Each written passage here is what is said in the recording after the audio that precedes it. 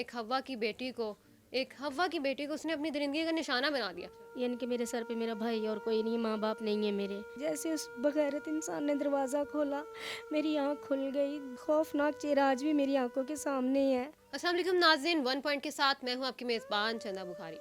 नाज़रीन, हमारे मुआशरे में आए रोज़ कुछ ना कुछ ऐसा होता रहता है जो कि मुशर्रती इंतशार और बदनज़मी का शिकार हो जाता है।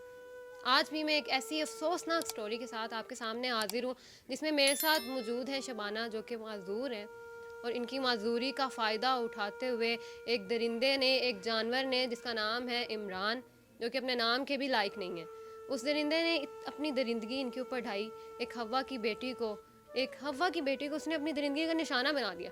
हम शबाना से पूछते हैं कि आखिर उस दिन क्या हुआ था, किस तरह से सारे मामलात पेश आए थे। अस्सलाम वालेकुम। वालेकुम अस्सलाम। कैसी हैं आप? बस जिंदा हूँ, अपनी किस्मत को रो रही हूँ। अच्छा शबाना, मुझे ये बताइए, आपका जो दुख है ना वो बहुत बड़ा है। शायद हम में से कोई भी समझ नहीं सकता आपके दुख को। उस दिन क्या हुआ था, ज़रा शुरू से बताइए। सबसे पहले मुझे ये बताएं कि इमरान कौन है? इमरान हमारा दूर का रिश्तेदार है, यानी कि हमारे बड़े जानते थे भाई। दूर का जानवर है ऐसे बोल रहे हैं? दूर का जानवर है, बिल्कुल ऐसे ही है।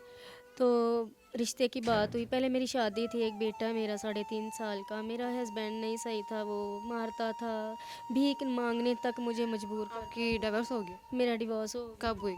1 साल हो गया है। 1 साल हो गया डिवोर्स हुए हुए को। तो वो कौन था? वो भी आपका रिश्तेदार था? वो कज़न था मेरा, वो सगा कज़न था।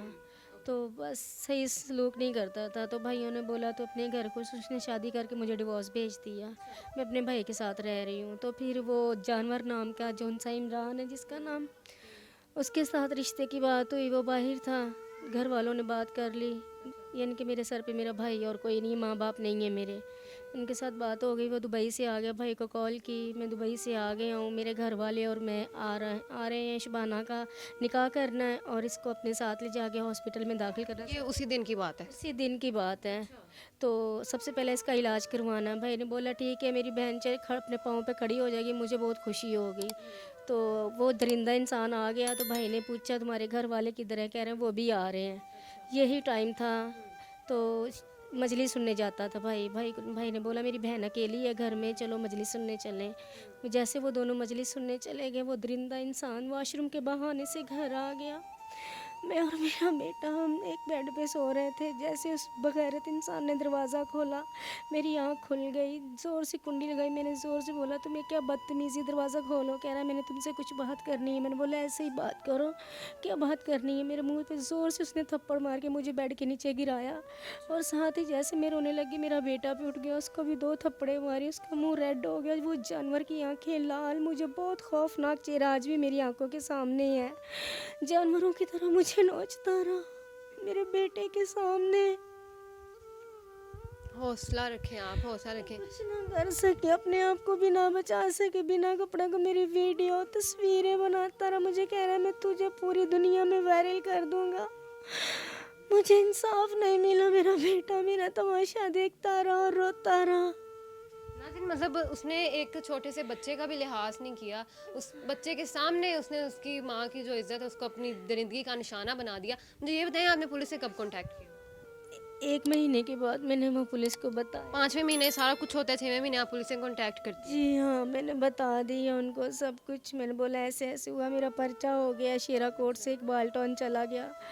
वहाँ पे एक मैडम सीरत रूबी है जौन सी, उसने उसके पास मेरा केस गया। क्या नाम बताया आपने? मैडम रूबी, सीरत रूबी कहते हैं उसको। तो उसके पास मेरा केस गया, वो भी बहुत लालची औरत थी। जैसे मेरा पर्चा उसके पास गया, मुझे साथ ही डिमांडें रखने लग गई, पैसे कितने तेरे पास। जब मैं जाती थी कोई ना कोई मुझे कभी ये खाने के लिए मंगवाओ, कभी वो मंगवाओ, मैं खुद वो आपके केस की इंचार्ज थी? वो मेरे केस की इंचार्ज थी। और वो आपसे डिमांड करती थी? डिमांड करती थी, मुझे कह रही 20-25 हज़ार दो, रेट मारने जाना ज़िला रहीमजर का। मैंने बोला मेरे पास 1 रुपया भी नहीं है। मैं मतलब नाज़रीन, एक औरत जो कि मुहाफिज है वो ही दूसरी औरत को कह रही है कि तुम मुझे पैसे दो या कुछ और, मुझे इस तरह से ना खाना खर्चा करो। तो आप लोग खुद ही अब जवाब समझ सकते हैं, मुझे नहीं कहने की ज़रूरत कि हमारा कानून किस तरह का है। तो मैं कुछ ना दे सकी। वो दरिंदा इंसान 6 महीने के बाद पकड़ा गया। 2 दिन के बाद मुझे कॉल आ गई तुम्हारा मुजरिम पकड़ा गया। मैं गई थाने में, भाई मुझे लेके गया। देखा तो वो ऐसे जैसे कोई अफसर बैठा हो एक चेयर पे, हंस रहे हैं, बातें कर रहे हैं मुझे दोनों? दोनों।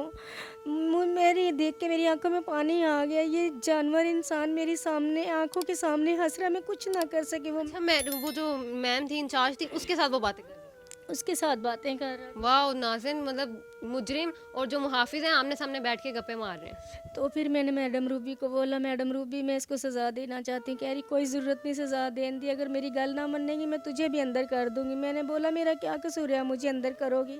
मैं अपना इंसाफ मांग रही हूँ, हक मांग रही हूँ, इस मुजरिम को मैंने सज़ा देनी। कह रही नहीं तो इसके साथ निकाह करेगी। मैंने बात कर ली उससे, वो तुझसे निकाह करेगा। अगर तुझे यकीन नहीं है तो इसे इस्लाम करके तुझे देगा। मैंने बोला मुझे इस पर यकीन नहीं है, मैं सज़ा दिलवाना चाहती हूँ।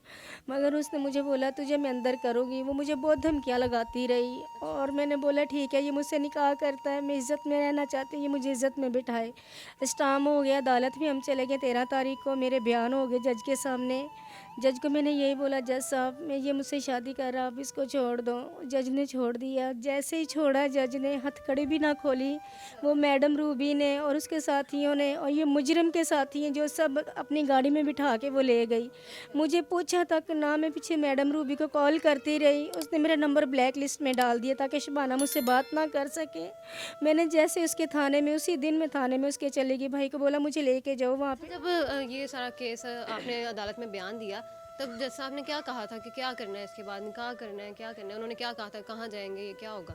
जज साहब ने मुझसे ये पूछा क्या करना चाहती हो। मैंने जज साहब को यही बोला, जज साहब ये शादी करना चाहता है और मैं भी शादी करके अपनी इज़्ज़त में रहना चाहती हूँ।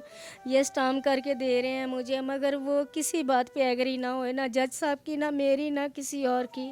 खाली उन लोगों ने पुलिस वालों को पैसे खिला दिए, मुझे एक मोहरा बनाया बयान देने के लिए। अदालत से ही मैडम रूबी ने भगा दिए बंदे। मैं थाने में गई और थाने में जब देखा मैडम रूबी का पर्स सामने मेज़ पे पड़ा, वो खुद आप छुप गई क्योंकि वो झूठी थी। वो पैसे लेके बिक चुकी थी, मेरी उसने इज्जत बेच दी थी। अगर उसकी बेटी होती मेरी जगह। ऐसे देखा था जब आप थाने में गए? हाँ मैंने देखा, उसको खुद देखा, वो छुप गई। मैं अंदर नहीं जा सकती थी, ऊपर थी वो चेयर उसकी, मेरी मैं नीचे थी, वो चेयर नहीं जा सकती थी ऊपर। मुझे देख के वो खुद छुप गई। मैं रोने लगी, ऊँची ऊँची बाहर निकलो, मुझे मेरा इंसाफ दो, तुम लोगों ने मेरी ज़िंदगी बर्बाद कर दी है। मेरे सामने वो मैडम रूबी ना आई, मैं रोती धोती घर आके कह रही जा। बाद में फ़ोन पे मैंने बात की किसी और नंबर से, कह रही अब चुप करके घर बैठ जा, ना शोर मचा, ना तमाशा बना, तुझे कुछ नहीं मिलेगा। मुझे इंसाफ चाहिए बस। मैं इंसाफ के लिए मीडिया तक आ गई हूँ। मुझे इंसाफ चाहिए, मेरा केस ओपन हो जाए, वो जानवर इंसान पकड़ा जाए। ये मैडम जैसी, रूबी जैसी, ये ऐसी कुर्सी पे सीट पे ना बिठाए जो मुलजम की सीट होती है। नाज़िन बिल्कुल ठीक कह रही हैं, ये वो मैडम जो भी हैं इनके केस की इंचार्ज है। मुझे इतना पता है कि वो हमारी मुहाफिज हैं, कानून के, हमारे हम सब के मुहाफिज हैं। एक औरत होने के बावजूद वो इनको इस तरह से जवाब दे रही हैं। मैं उनसे पूछूंगी कि आप पहली बात तो ये बताएं कि आप औरत ही हैं, और अगर आप औरत हैं और अगर आपकी बेटी के साथ ऐसा होता है तो फिर आपका क्या आगे से रद्द अमल होगा? क्या तब भी आप अपनी बेटी को यही कहेंगे कि भी बैठ जाओ चुप करके घर में, कोई इंसाफ नहीं मिलना तुम्हें? आप क्या कहना चाहती हैं? बस मैं यही कहना चाहती, मेरा केस ओपन हो जाए, वो मुजरिम पकड़ा जाए, वो जानवर पकड़ा जाए, तो दोबारा किसी के साथ ऐसा ना करने की सोचे, और ना ही मेरी जगह पे कोई और लड़की आए। उसको सज़ा कड़ी से कड़ी मिलनी चाहिए। मेरे हम सब आपके साथ हैं जी। नाज़रीन, आपने सारी मुआजरा जो है, सारी स्टोरी आप सुन चुके हैं, और मैं भी हकाम बाला से हमारे जो अफसरान हैं, हमारे जो मुहाफिज हैं, उन सबसे यही कहना चाहती हूँ कि खुदारा इन्हें इंसाफ दिलाया जाए। हकाम बाला से, आला अफसरान से मैं यही कहूँगी, बल्कि गुजारिश करती हूँ, कहते हैं तो हाथ भी जोड़ देते हैं आप सबके सामने, हम सब इनके साथ हैं और इन्हें इंसाफ दिलाया जाए।